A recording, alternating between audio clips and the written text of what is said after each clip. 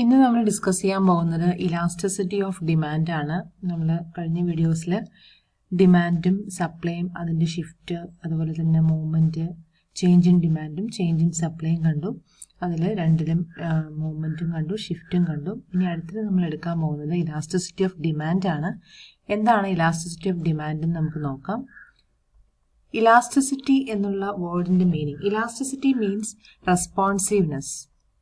Elasticity of demand refers to the responsiveness of quantity demand of a commodity to change in its price. അപ്പോൾ എന്താണ് elasticity? Elasticity എന്ന് പറഞ്ഞു കഴിഞ്ഞാൽ ഒരു responsiveness ആണ്, അല്ലെങ്കിൽ ഒരു സെൻസിറ്റീവ്നെസ്സിനെയാണ് നമ്മൾ ഇലാസ്റ്റിസിറ്റി എന്ന് പറയാം. അപ്പോൾ ഇലാസ്റ്റിസിറ്റി ഓഫ് ഡിമാൻഡ് എന്ന് പറയുമ്പോൾ എന്തായിരിക്കും? പ്രൈസിന് ചേഞ്ചിനനുസരിച്ച്, പ്രൈസിൽ വരുന്ന ചേഞ്ച് അനുസരിച്ച് how to respond quantity demand. Okay, change in പ്രൈസിനനുസരിച്ച് how to respond quantity demand, അല്ലെങ്കിൽ ക്വാണ്ടിറ്റി ഡിമാൻഡിൻ്റെ റെസ്പോൺസീവ്നെസ്സിനെയാണ് നമ്മൾ ഇലാസ്റ്റിസിറ്റി ഓഫ് ഡിമാൻഡ് എന്ന് പറയാം. ഇലാസ്റ്റിസിറ്റി ഓഫ് ഡിമാൻഡിനെ 3 ടൈപ്പായിട്ട് നമുക്ക് ക്ലാസിഫൈ ചെയ്യാം. First one, price elasticity of demand. Second, income elasticity of demand. Third, cross elasticity of demand. Types 3 ടൈപ്പാണ്: price elasticity, income elasticity, then cross elasticity. ആദ്യം തന്നെ പ്രൈസ് ഇലാസ്റ്റിസിറ്റി ഓഫ് ഡിമാൻഡ് എന്താ നോക്കാം. The change in quantity demand of a product due to a change in its price is known as price elasticity of demand. Price elasticity എന്ന് പറഞ്ഞു കഴിഞ്ഞാൽ പ്രൈസിൽ വരുന്ന ചേഞ്ചിനനുസരിച്ച് quantity ഡിമാൻഡിൽ വരുന്ന ചേഞ്ച്, അതാണ് price elasticity of demand. The responsiveness or sensitiveness of demand to change in price, അതാണ് price elasticity. നമ്മൾ വേറൊരു സിമ്പിളായിട്ട് എഴുതിയിരിക്കുകയാണ്. ഇനി പ്രൈസ് ഇലാസ്റ്റിസിറ്റി ഓഫ് ഡിമാൻഡ് എങ്ങനെയാണ് കാൽക്കുലേറ്റ് ചെയ്യുക? Price elasticity of demand is calculated as the percentage change in quantity demand divided by percentage change in price. അപ്പോൾ എങ്ങനെയാണ് calculation? Price elasticity of demand calculate ചെയ്യുന്നത് എങ്ങനെയാണ്? Percentage change in quantity demand divided by percentage change in price. നമുക്ക് price ഇലാസ്റ്റിസിറ്റിനെ represent ചെയ്യാനായിട്ട് E P എന്ന് കൊടുക്കാം. E അതിൻ്റെ സബ്സ്ക്രിപ്റ്റ് ആയിട്ട് പി എന്ന് കൊടുക്കാം. പ്രൈസ് ഇലാസ്റ്റിസിറ്റി ആണെന്ന് കാണിക്കാൻ. Equal percentage change in quantity demand divided by percentage change in price. ഇനി നമുക്ക് ഈ percentage change in quantity demand എന്നുള്ളതിന് പകരമായിട്ട് നമുക്ക് ഒന്ന് മാറ്റി എഴുതാം. Change in quantity demand divided by original quantity demand whole divided by change in price divided by original price. Okay, അപ്പോൾ പ്രൈസ് ഇലാസ്റ്റിസിറ്റി എന്ന് പറയുന്നത് എന്താണ്? Change in quantity demand divided by original quantity demand whole divided by change in price divided by original price. നമുക്കതിൽ change in quantity demand എന്നുള്ളതിന് പകരമായിട്ട് നമുക്ക് delta Q എന്ന് കൊടുക്കാം. ഒറിജിനൽ ക്വാണ്ടിറ്റി ഡിമാൻഡിന് പകരം ക്യൂ എന്ന് കൊടുക്കാം. Then whole divided by delta P എന്ന് കൊടുക്കാം. ചേഞ്ച് ഇൻ പ്രൈസിന് പകരം ഒറിജിനൽ പ്രൈസിന് പകരം നമുക്ക് പി എന്ന് കൊടുക്കാം. അപ്പോൾ അങ്ങനെയാണെങ്കിൽ delta Q divided by Q whole divided by delta P into P. ഇതിനെ നമുക്ക് റെസിപ്രോക്കൽ ഇട്ട് delta Q by Q into P by delta P എന്ന് കൊടുക്കാം. റെസിപ്രോക്കൽ ഇട്ടിട്ട് തിരിച്ചു എഴുതി നമ്മൾ പി ബൈ ഡെൽറ്റ പി എന്ന് എഴുതി. ഇനി ഡെൽറ്റ എല്ലാം ഒരു സൈഡിലേക്ക് കൊണ്ടുവരാം. Delta Q divided by delta P into P by Q. Delta ഒരു സൈഡിൽ എഴുതി, ഒറിജിനൽ എല്ലാം ഒരു സൈഡിൽ എഴുതി. Delta Q by delta P into P by Q. അതാണ് നമ്മുടെ പ്രൈസ് ഇലാസ്റ്റിസിറ്റി ഓഫ് ഡിമാൻഡിൻ്റെ ഇക്വേഷൻ. ഇനി നമുക്ക് നോക്കേണ്ടത് ഇൻകം ഇലാസ്റ്റിസിറ്റി ഓഫ് ഡിമാൻഡ് ആണ്. ഇൻകം ഇലാസ്റ്റിസിറ്റി ഓഫ് ഡിമാൻഡിൽ it is the ratio of percentage change in the quantity demand to percentage change in income. Price elasticity of ഡിമാൻഡിൽ പറഞ്ഞത് percentage change in quantity demand to percentage change in price എന്നാണ്. ആ price എന്നുള്ളതിന് പകരം എന്തെന്ന് മാറ്റിയാൽ മതി? ഇൻകം. നമ്മൾ ഇൻകം ഇലാസ്റ്റിസിറ്റി അല്ലേ പഠിക്കുന്നത്. അപ്പോൾ ക്വാണ്ടിറ്റി ഡിമാൻഡിൽ വരുന്ന ചേഞ്ച് എന്തിനനുസരിച്ച്? Percentage change in income. അതാണ് income elasticity of demand. Income elasticity പറയുമ്പോൾ നമ്മളിവിടെ 2 കേസാണ് മെയിനായിട്ട് എടുത്ത് പറയുന്നത്. ഒന്ന്, ഇൻഫീരിയർ ഗുഡ്സിൻ്റെ കേസിൽ എങ്ങനെയാണ് ഇൻകം ഇലാസ്റ്റിസിറ്റി, അതുപോലെ തന്നെ നോർമൽ ഗുഡ്സിൻ്റെ കേസിൽ എങ്ങനെയാണ് income elasticity. Inferior goods have an inverse relationship between income and demand. Inferior ഗുഡ്സിൽ ഇൻകവും ഡിമാൻഡും തമ്മിലുള്ള റിലേഷൻഷിപ്പ് എന്ന് പറയുന്നത് ഇൻവേഴ്സ് റിലേഷൻഷിപ്പ് ആണ്. ഓക്കെ, ഇൻവേഴ്സ് റിലേഷൻഷിപ്പ് എന്ന് പറഞ്ഞു കഴിഞ്ഞാൽ എന്തായിരിക്കും? ഇൻകം ഇൻക്രീസ് ചെയ്യുമ്പോൾ ക്വാണ്ടിറ്റി ഡിമാൻഡ് ഫോൾ ചെയ്യും. അടുത്തത് നോർമൽ ഗുഡിന്റെ കേസാണ്. Normal goods have a positive relationship between income and demand. അതായത് പോസിറ്റീവ് ഗുഡിന്റെ കേസിൽ ഇൻകം ഇൻക്രീസ് ചെയ്യുമ്പോൾ ഡിമാൻഡും ഇൻക്രീസ് ചെയ്യും. അതാണ് നോർമൽ ഗുഡ്. അപ്പോൾ നോർമൽ ഗുഡിന്റെ കേസിൽ ഇൻകം ഇലാസ്റ്റിസിറ്റി പോസിറ്റീവ് ആണ്. ഇൻഫീരിയർ ഗുഡിന്റെ കേസിൽ ഇൻകം ഇലാസ്റ്റിസിറ്റി നെഗറ്റീവ് ആണ്. ഇനി നമുക്ക് നേരത്തെ എഴുതിയതുപോലെ തന്നെ പ്രൈസ് ഇലാസ്റ്റിസിറ്റി ഓഫ് ഡിമാൻഡ് പോലെ തന്നെ ഇൻകം ഇലാസ്റ്റിസിറ്റി ഓഫ് ഡിമാൻഡിന്റെയും ഇക്വേഷൻ എഴുതണം. ഇൻകം ഇലാസ്റ്റിസിറ്റി റെപ്രസെന്റ് ചെയ്യാനായിട്ട് നമ്മളിവിടെ EY എന്നാണ് കൊടുത്തിരിക്കുന്നത്. Y ആണ് നമ്മൾ ഇൻകം റെപ്രസെന്റ് ചെയ്യാനായിട്ട് Y ആണ് നമ്മൾ പറയുക. അപ്പോൾ EY equal percentage change in quantity demand divided by percentage change in income. Okay, ആ percentage change in quantity demand എന്നുള്ളതിന് പകരം നമുക്ക് മാറ്റി നേരത്തെ പോലെ തന്നെ എഴുതാം. Change in quantity demand divided by original quantity demand whole divided by change in income divided by original income. Price എന്നുള്ളതിന് പകരം ഇൻകം ആയി മാറിയെന്ന് മാത്രമേ ഉള്ളൂ. ഓക്കെ, അപ്പോൾ അതിൽ നമുക്ക് ഇനി സിംബോളിക് ആയിട്ട് എഴുതുമ്പോൾ ചേഞ്ച് ഇൻ ക്വാണ്ടിറ്റി ഡിമാൻഡിന് പകരം എങ്ങനെ കൊടുക്കാം? Delta Q by original quantity ഡിമാൻഡിന് പകരം Q whole divided by delta Y divided by Y. Okay, next സ്റ്റെപ്പിൽ delta Q divided by Q reciprocal ഇട്ട് മൾട്ടിപ്ലിക്കേഷൻ ആക്കുക into Y by delta Y. Okay, reciprocal ഇട്ടു, നമ്മൾ തിരിച്ചെഴുതി. ഇനി ഡെൽറ്റയൊക്കെ ഒരു സൈഡിലേക്ക് കൊണ്ടുവരിക. Delta Q divided by delta Y into Y by Q. അതാണ് നമ്മുടെ ഇൻകം ഇലാസ്റ്റിസിറ്റി ഓഫ് ഡിമാൻഡിൻ്റെ ഇക്വേഷൻ. അപ്പോൾ എല്ലാവർക്കും ഇതുവരെയുള്ളത് കിട്ടിക്കാണും. ഇനി നെക്സ്റ്റ് നമുക്ക് അതിൻ്റെ ഇൻകം ഇലാസ്റ്റിസിറ്റിയുടെ തന്നെ ടൈപ്സ് ആണ്. Types of income elasticity of demand. മെയിനായിട്ട് നമ്മൾ രണ്ട് കേസുകളാണ് പറഞ്ഞത്. ഒന്ന് ഇൻഫീരിയർ ഗുഡ്സിൻ്റെയും അതുപോലെ തന്നെ നോർമൽ ഗുഡ്സിൻ്റെയും കേസിൽ എങ്ങനെയാണ് ഇൻകം ഇലാസ്റ്റിസിറ്റി എന്ന് പറഞ്ഞു.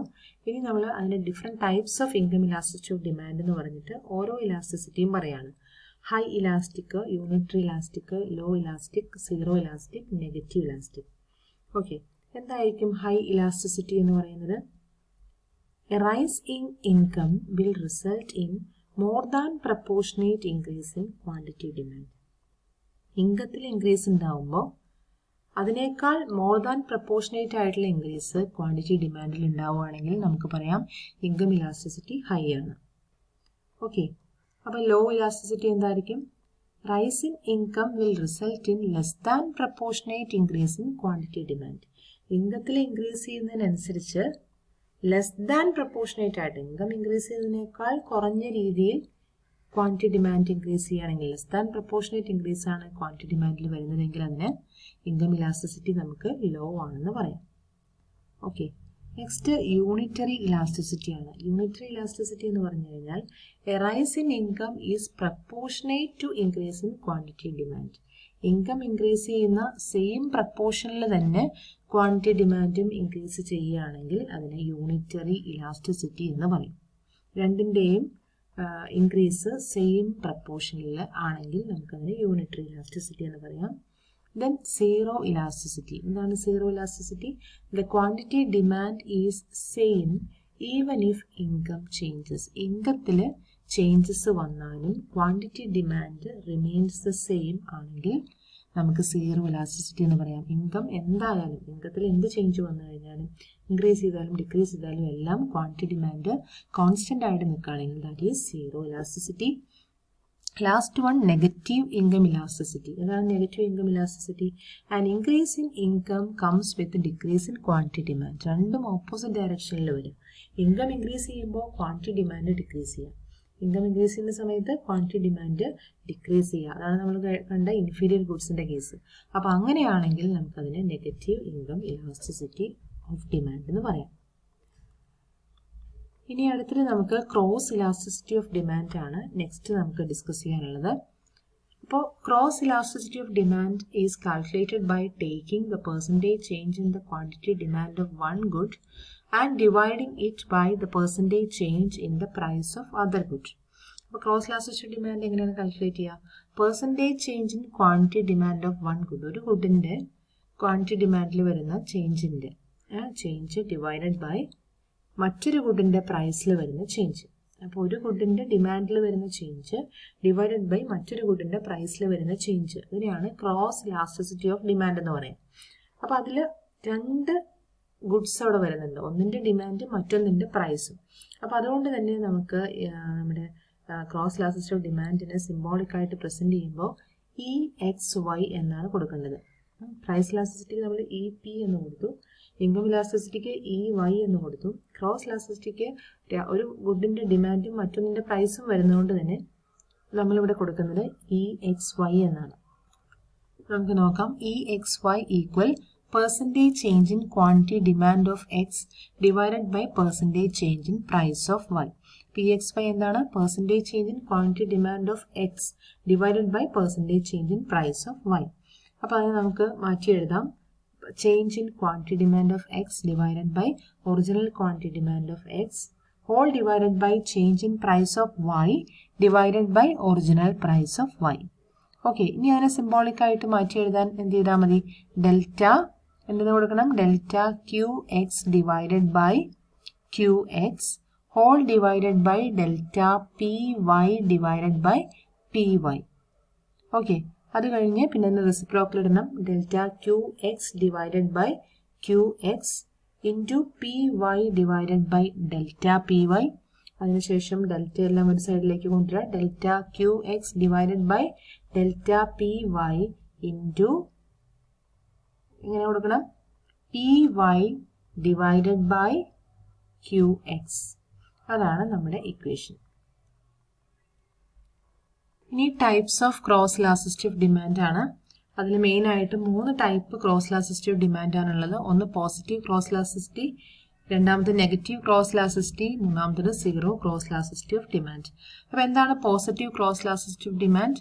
When goods are substitute of each other. Goods substitute ചെയ്യാൻ പറ്റുന്ന ഗുഡ്സ് ആണെങ്കിൽ cross elasticity of demand positive ആയിരിക്കും. അതേസമയം ഗുഡ്സ് കോംപ്ലിമെന്ററി ഗുഡ്സ് ആണെങ്കിൽ cross elasticity of demand negative ആയിരിക്കും. ഗുഡ്സ് ഇൻഡിപെൻഡന്റ് ആണെങ്കിൽ, രണ്ടും തമ്മിൽ യാതൊരു റിലേഷൻഷിപ്പും ഇല്ലെങ്കിൽ നമുക്ക് പറയാം cross elasticity of demand zero ആയിരിക്കും. ഓക്കെ, അപ്പോൾ പോസിറ്റീവ് ആണെങ്കിൽ, സബ്സ്റ്റിറ്റ്യൂട്ട് ഗുഡ്സ് ആണെങ്കിൽ പോസിറ്റീവ്, കോംപ്ലിമെന്ററി ഗുഡ്സ് ആണെങ്കിൽ നെഗറ്റീവ്. അതേപോലെ ഇൻഡിപെൻഡന്റ് ആയിട്ടുള്ള ഗുഡ്സ് ആണ്, രണ്ടും തമ്മിൽ യാതൊരു റിലേഷൻഷിപ്പും ഇല്ലെങ്കിൽ നമുക്ക് ക്രോസ് ഇലാസ്റ്റിസിറ്റി സീറോ ആയിരിക്കും. ഇൻഡിപെൻഡന്റ് ഗുഡ്സിന്റെ എക്സാമ്പിൾ നോക്കി പറഞ്ഞിരിക്കുന്നത് ഒരു കമ്മോഡിറ്റിയുടെ, അതായത് ടീയുടെ പ്രൈസും അതുപോലെ തന്നെ പെട്രോളിന്റെ ഡിമാൻഡും തമ്മിൽ എന്തെങ്കിലും റിലേഷൻഷിപ്പ് ഉണ്ടോ? ഇല്ല, യാതൊരു റിലേഷനും ഇല്ല. അപ്പോൾ അതിന്റെ ക്രോസ് ഇലാസ്റ്റിസിറ്റി സീറോ ആണ്. പിന്നെ നമ്മൾ പറഞ്ഞ പോസിറ്റീവ് ക്രോസ് ഇലാസ്റ്റിസിറ്റി എന്ന് പറഞ്ഞത് ടീയുടെ പ്രൈസ് ഇൻക്രീസ് ചെയ്യുന്ന സമയത്ത് ടീയുടെ ഡിമാൻഡ് കുറയും, അല്ലേ? ടീയുടെ പ്രൈസ് കൂടുമ്പോൾ ടീയുടെ ഡിമാൻഡ് എന്താ സംഭവിക്കുക? ടീയുടെ ഡിമാൻഡ് കുറയും.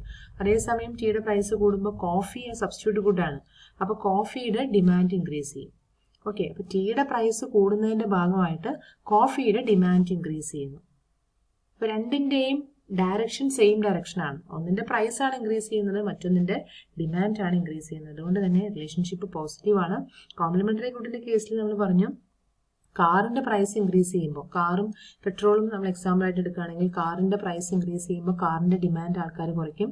കാറിന്റെ ഡിമാൻഡ് കുറയുമ്പോൾ ഓട്ടോമാറ്റിക് ആയിട്ട് പെട്രോളിന്റെ ഡിമാൻഡും കുറയും. അപ്പോൾ കാറിന്റെ പ്രൈസ് കൂടുമ്പോൾ, അപ്പോൾ ഒന്ന് പോസിറ്റീവ് ഡയറക്ഷൻ ആണ്, കാറിന്റെ പ്രൈസ് കൂടുമ്പോൾ പെട്രോളിന്റെ ഡിമാൻഡ് കുറയുന്നു. അപ്പോൾ ഒന്ന് പോസിറ്റീവ് മറ്റൊന്ന് നെഗറ്റീവ് ആണ്. അപ്പോൾ അതുകൊണ്ട് തന്നെ ക്രോസ് ഇലാസ്റ്റിസിറ്റി ഫൈനൽ റിസൾട്ട് എന്തായിരിക്കും? നെഗറ്റീവ് ആയിരിക്കും. ഓക്കെ, അപ്പോൾ അത് ക്ലിയർ ആയി കാണും. നമുക്കിനി കീ പോയിന്റ്സ് ആയിട്ട് താഴെ ഒന്ന് കൊടുത്തിരിക്കുകയാണ്, ഒന്ന് സമ്മറൈസ് ചെയ്തിരിക്കുകയാണ്. Complementary goods negative cross elasticity ആണ്. സബ്സ്റ്റിറ്റ്യൂട്ട് ഗുഡ്സിന്റെ elasticity positive cross elasticity of demand ആണ്.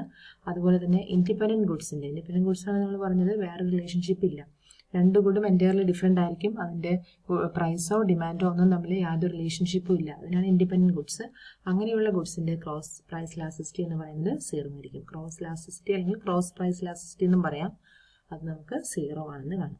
ഓക്കെ, അപ്പം നിങ്ങൾക്ക് എല്ലാം ക്ലിയർ ആയി കാണും. ഫസ്റ്റ് നമ്മൾ കണ്ടത് ഇലാസ്റ്റിസിറ്റി എന്താണെന്ന് പറഞ്ഞു, ഇലാസ്റ്റിസിറ്റിയുടെ ടൈപ്സ് കണ്ടു, price, income elasticity, cross elasticity, അതിൻ്റെ ഓരോന്നിൻ്റെയും എന്താണ് അതിൻ്റെ ഇക്വേഷൻസ് കണ്ടു. മൂന്നിൻ്റെയും ഇക്വേഷൻസ് പഠിക്കണം. അതുപോലെ തന്നെ ഇൻകം ഇലാസ്റ്റിസിറ്റിയിൽ ഡിഫറെൻറ്റ് ടൈപ്സ് നമ്മൾ കണ്ടു.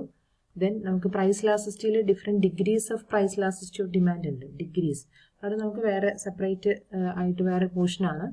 ഇവിടെ നമുക്ക് ജസ്റ്റ് എന്താണ് പ്രൈസ് ഇലാസ്റ്റിസിറ്റി അതിൻ്റെ ഇക്വേഷൻ മാത്രം നോക്കുക. അതുപോലെ ഇൻകം ഇലാസ്റ്റിസിറ്റി അതിൻ്റെ ഇക്വേഷൻ, ദെൻ ക്രോസ് ഇലാസ്റ്റിസിറ്റി അതിൻ്റെ ഇക്വേഷൻ, ഇത്രയുള്ള കാര്യങ്ങൾ മനസ്സിലാക്കി വയ്ക്കാം. പിന്നെ അതിൻ്റെ ഓരോന്നിൻ്റെയും റിലേഷൻഷിപ്പ് മനസ്സിലാക്കി വയ്ക്കാം. Okay, thank you.